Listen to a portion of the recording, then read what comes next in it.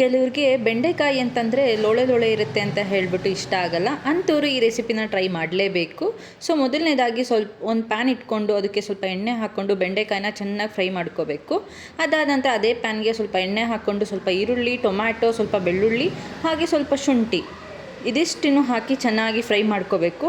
ಇದಾದ ನಂತರ ಇದಕ್ಕೆ ಒಂದು ಸ್ವಲ್ಪ ಕೊಬ್ಬರಿ ತುರಿನ ಸೇರಿಸ್ಕೊಂಡು ಅದನ್ನು ಚೆನ್ನಾಗಿ ಫ್ರೈ ಮಾಡಿಕೊಂಡು, ಇದೆಲ್ಲ ಫ್ರೈ ಆದ ನಂತರ ಒಂದು ಸ್ವಲ್ಪ ಖಾರ ಪುಡಿ ಹಾಗೆ ಒಂದು ಸ್ವಲ್ಪ ಸಾಂಬಾರು ಪುಡಿ ಇದಿಷ್ಟನ್ನು ಹಾಕ್ಕೊಂಡು ಮತ್ತೆ ಚೆನ್ನಾಗಿ ಮಿಕ್ಸ್ ಮಾಡಿಕೊಂಡು ಇದನ್ನ ಮಿಕ್ಸಿ ಜಾರ್ಗೆ ಟ್ರಾನ್ಸ್ಫರ್ ಮಾಡಿಕೊಂಡು ಸಣ್ಣದಾಗಿ ಪೇಸ್ಟ್ ಮಾಡ್ಕೊಂಡು ಇಟ್ಕೋಬೇಕು.